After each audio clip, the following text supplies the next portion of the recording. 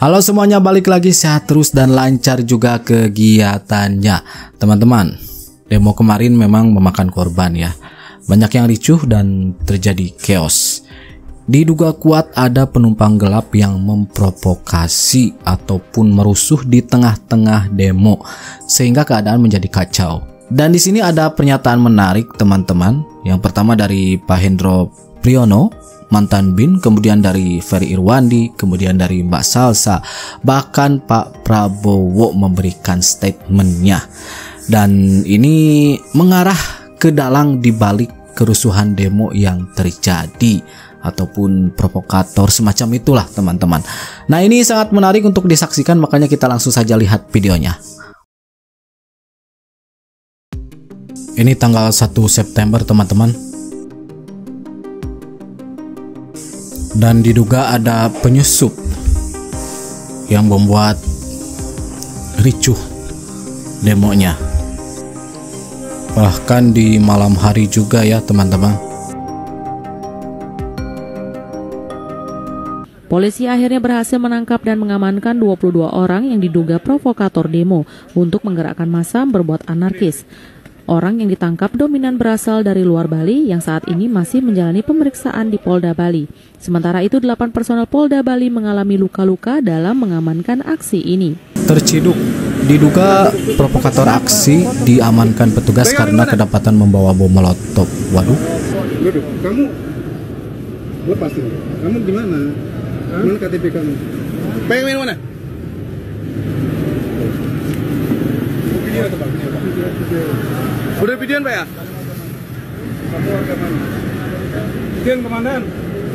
Ditemukan satu orang ya provokator membawa bom molotov. Bom molotov. Sisi sekarang di depan BCA. Simpur komandan. Lihat gini sini Pak. Mana? Ini rombongan. Hei, sini kalian. Kemudian ini mengenai dalang.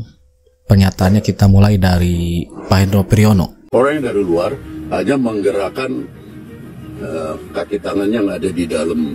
Dan saya sangat yakin bahwa kaki tangannya di dalam ini tidak ngerti bahwa dia dipakai. Itu dia. Tapi pada waktunya nanti harus dibuka. Kalau di luar state actor apa non state actor Pak? Sebetulnya non state, tapi pengaruhnya sangat besar kepada kebijakan dari negara. Kebijakannya itu langkah-langkahnya kita baca selalu pas dengan usulan dari non-state itu. Non-state tapi isinya George Soros. Pengaruhnya sangat besar katanya. Non-state tapi isinya George Soros. Istrinya George Tenet. Istrinya tadi saya sampaikan siapa lagi? David Rockefeller, Bloomberg. Baca sendirilah kaum kapitalis begitu. Itu yang usul. Tujuannya apa Pak itu? Ya? Tujuannya mereka ingin memecah Indonesia Pak. Dugaannya sebenarnya begini. Ya jelas tujuannya kan sama aja. Dari dulu juga maunya menjajah, tapi kan caranya lain. Dulu kan pakai peluru, pakai bom. Nah, kalau kita masih diem aja ya habis itu. Tapi yang pasti, dan jadi salah satu tujuan gue juga kenapa gue ngebongkar ini di awal adalah bukan masyarakat, bukan mahasiswa, bukan buruh, bukan koalisi masyarakat sipil, atau bukan gerakan rimpang yang memulai semua kerusuhan ini. Jadi kalau ada pihak-pihak yang mencoba menunjuk tangan teman-teman ini semua, ya udah gugur sendiri karena apa yang sudah berhasil kita tunjukkan kepada publik. Artinya apa? Artinya di hari Minggu ini ada satu goals yang ingin dituju oleh pihak tertentu. Dan mungkin teman-teman juga udah terinfo ya, karena udah banyak sekali buktinya yang tersebar di sosial media. Tujuan tersebut tak lain tak bukan adalah menciptakan negara dalam kondisi darurat militer. Kenapa dalam ini harus dilakukan? Karena dengan ada darurat militer, banyak hal yang bisa mereka lakukan dan kekuasaan mereka akan semakin melebar. Bukan cuma soal tindakan kekerasan, bukan cuma soal tindakan pengamanan, bahkan penyitaan aset untuk kepentingan negara bisa dilakukan ketika negara berada dalam keadaan darurat militer. Siapa sebenarnya provokator itu? Menurut saya, misalkan ya, saya benci mengatakan bahwa saya sebenarnya terganggu dengan pikiran bahwa jangan-jangan saya mengetahui siapa dalangnya gitu. Tapi tentu saja saya tidak akan mengatakan itu karena pengetahuan itu sebenarnya adalah pengetahuan yang sama sekali tidak terkonfirmasi. Saya tidak akan mengatakan siapa provokatornya atau siapa yang menungganginya, tetapi saya ingin memberikan penjelasan kepada Baraya tentang bagaimana cara dia bergerak. Bentar, ini masa yang tak dikenal membakar bendera, naik pagar, merusak CCTV hingga mencoret tembok di pinggir tol. Ini di kerusuhan manapun. Dan ini adalah template kerjaan orang-orang militer. Kalau mereka mau menciptakan kerusuhan, kalau mereka mau menciptakan propaganda, maka hal pertama yang harus mereka siapkan itu adalah fog of war atau kabut peperangan. Apa itu kabut peperangan? Kabut peperangan adalah sebuah kondisi di mana pihak yang diserang itu tidak tahu apa yang sedang terjadi. Tidak tahu siapa lawan mereka, tidak tahu siapa kawan mereka, tidak tahu arah tujuannya ada di mana, tidak tahu arah pulangnya kemana.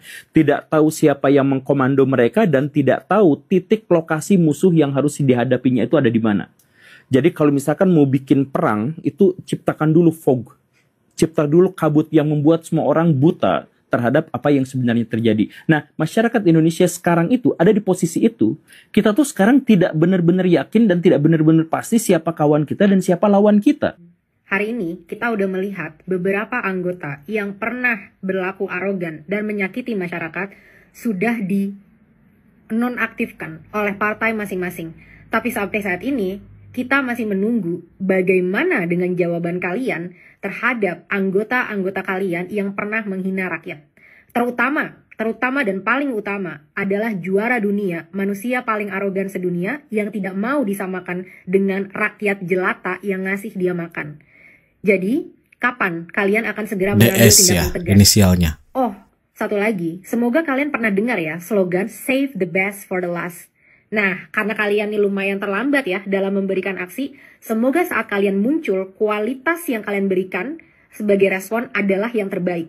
Kita bisa belajar dari pos-pos sebelumnya, klarifikasi sebelumnya yang diberikan oleh partai politik, lumayan tidak tegas dalam kata-kata. Dengan kata-kata menonaktifkan, itu nggak terlalu transparan dan nggak jelas apa artinya, menonaktifkan di mana, apa fasilitas-fasilitas yang sudah hilang, sampai kapan dinonaktifkan, ataukah ini sama dengan dipecat, dan lain dan sebagainya. Jadi, kita berharap, karena kalian sudah merespon paling lama, semoga kalian datang dengan respon yang sangat tegas. Pecat sebagai anggota parlemen, pecat sebagai anggota parpol, diharamkan untuk pernah masuk lagi ke anggota partai politik. Yang tegas, yang jelas, yang transparan, yang tidak dengan pidato-pidato normatif yang membuat masyarakat bertanya-tanya lagi apa ini artinya dinonaktifkan. Niatnya bukan menyampaikan pendapat. Niatnya adalah bikin rusuh. Ini sudah menurut saya udah rusuh. Niatnya membakar. Diketemukan ya truk isinya alat-alat untuk membakar. Dan kita lihat di banyak tempat, gedung TBR, DPRD. Ini adalah instansi negara yang menjalankan kedaulatan negara, alat demokrasi, dibakar. Niatnya bukan menyampaikan pendapat. Niatnya adalah bikin rusuh. Niatnya adalah mengganggu kehidupan rakyat. Niatnya adalah menghancurkan upaya pembangunan nasional untuk menghilangkan kemiskinan. Tapi ada sekelompok orang ini yang kita lihat ini terencana ini. Datang ke suatu tempat, bukan berasal dari situ, mau membakar, mau merusak, dan menciptakan amarah rakyat, menyerang. Ini tindakan-tindakan makar ini. Ini bukan penyampaian aspirasi. Ya, semua aparat negara akan selidiki siapa yang bertanggung jawab. Saya menduga kita sudah ada indikasi-indikasi dan kita akan tidak ragu-ragu. Dalang dibalik semua kekacauan di Indonesia saat ini lagi ketawa keras, puas, karena rencana terstrukturnya udah berjalan 85%, Bre. Tetap hati-hati, berpikir cerdas, jangan terprovokasi. Nyesel gue milih Prabowo. Alah, Prabowo pahlawan kesiangan. Itu yang diucapin buzzer-buzzer. Dan kalian udah tahu belum? Reza Salid sudah ditangkap. Yang katanya kebal hukum, tidak tersentuh di zaman Jokowi dan SBY. Nyatanya di zaman Prabowo, dia bisa ditangkap. Menurut teori gue ya guys. Gue gak tahu kalian mikir yang sama-sama kayak gue atau enggak. Tapi ini menurut sudut pandang gue. Reza Salid ini kan mafia minyak ya. Yang secara dia korupsi bukan skala kecil. Yang dia korupsi adalah ratusan triliun. Tapi ini menurut gue ya. Dia yang membayar buzzer-buzzer untuk membuat provokasi, propaganda, membuat kericuhan ini, membayar orang-orang untuk melengsarkan Prabowo. Tapi ini menurut teori gue. Karena banyak sumber juga yang mengatakan seperti itu. Menurut kalian kayak gimana guys? Tulis di komentar. Ini salah satu analisis netizen ya, mengarahnya ke sana. Seorang raja minyak, teman-teman. Menyikapi perkembangan 1-2 hari ini soal demo besar-besaran, maka kami yang ada di sini bertemu ada Edi Mulyadi, ada Mas Roy Suryo, ada Faisal Azegab, ada Maijen Sunarko, ada Dr. Tifa, ada Mary, ada saya, Refli Harun, ada Rizal Fadila, dan ada Rustam Effendi. Kami bersepakat untuk 3 hal. 1, bersepakat membentuk sekretariat bersama untuk memperjuangkan agenda ketiga. Yang kedua, kami mengundang konsolidasi tokoh-tokoh nasional ini dan juga nanti tokoh-tokoh yang ada di luar sana untuk menggugat, menyampaikan dan kemudian memperjuangkan agenda ketiga ini, yaitu adili Jokowi dan makzulkan Gibran. Nah, ini ada Tifa di sana, Roy Suryo dan yang lainnya, Refli Harun.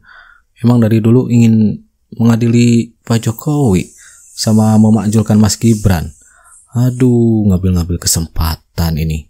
Yang disalahinnya Jokowi terus, teman-teman.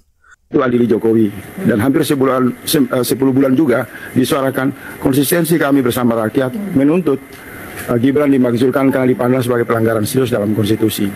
Siapapun mereka yang di sana, di luar sana, yang punya kesamaan pandangan dengan kami, yang turun ke jalan dengan kesadaran moral tanpa anarkisme, yang terus-menerus konsisten menyuarakan adili Jokowi, turunkan Gibran, kami dalam satu kesadaran yang sama. Waduh, ini ya. Dikit-dikit ke Pak Jokowi, dikit-dikit ke Pak Jokowi. Siap-siap akan ada wacana keluar, ini ulah geng Solo. Udah beberapa saya lihat di komentar sih. Hitam terus. Selalu Pak Jokowi yang disalahkan terus. Udah kayak ini ya, teh botol sosro, apapun makanannya, minumannya tetap teh botol sosro. Jadi apapun masalahnya tetap salahnya Pak Jokowi. Aduh, lihat aja ntar. Ada nih wacana nih. Ini adalah ulah dari geng Solo. Ya, mata batin saya melihat itu. Jadi sasarannya selalu Pak Jokowi, Pak Jokowi terus. Kenapa sih? Gitu loh. Susah move on ya. Saking cintanya sama Pak Jokowi itu mereka semua. Ya Allah. Udahlah. Jadi jangan mencari kambing hitam. Selalu disalahkan Pak Jokowi dan keluarganya. Ada wacana, ya kan, bahwa orang nomor 2 ini ingin melengsarkan orang nomor 1 supaya naik karena ini adalah ulah dari geng Solo. Pasti ini ada wacana seperti ini, ya kan? Ya, sekali lagi buat kalian semua yang berusaha mencari mengkambing hitamkan, menyebut-nyebut nama Pak Jokowi sebagai ulah masalah yang terjadi di negeri ini, lihat kalian akan jatuh dengan sendirinya. Kalian itu akan jatuh dengan sendirinya. Ya. Jadi satu kali kalian menghajar Pak Jokowi, kalian dapat 10 kali hajaran dalam semesta ini. Lihat aja nanti. Pegang omongan saya. Harus ada yang meninggal, harus ada ribuan yang meninggal. Baru harus tidak ada revolusi yang tidak ada orang meninggal. Harus nyaman, harus, dan saya siap memimpin menjadi syuhada. Kekacauan ini tidak lahir dengan sendirinya. Kekacauan ini disulut oleh provokasi busuk dari para penumpang gelap. Demo yang semula adalah wadah aspirasi rakyat berubah jadi ajang anarkis karena racun mereka. Pengrusakan fasilitas umum, penjarahan tempat usaha, bahkan rumah-rumah warga ikut jadi korban. Ini bukan suara rakyat. Ini adalah ulah lintah-lintah provokator yang hanya tahu menghisap darah, menghisap kesempatan, lalu pergi meninggalkan bangkai. Saya tegaskan, aparat harus menindak tegas. Provokator bukan manusia berhati nurani. Mereka lebih mirip ke coagot yang berlari di balik kegelapan, menyebarkan kotoran, memancing kerusuhan, lalu menebar penyakit kebencian. Kalau terbukti memprovokasi, tangkap. Borgol. Iya, apalagi ini dari pihak-pihak yang memang diduga ada yang menyuruhnya ya, yang membuat rusuh, yang memprovokasi, yang keluar dari substansi. Itu dia teman-teman untuk informasi kali ini. Jadi Pak Prabowo sendiri tadi bilang sudah ada ini indikasi-indikasinya. Saya akan tindak tegas, kata Pak Prabowo. Analisis-analisis juga disampaikan ya oleh Ferry Irwandi, kemudian Guru Gembul, dan yang lainnya teman-teman. Nah itu dia untuk video kali ini. Nanti kita jumpa lagi di video-video selanjutnya. And that's it. Stay safe teman-teman. Dan Assalamualaikum warahmatullahi wabarakatuh.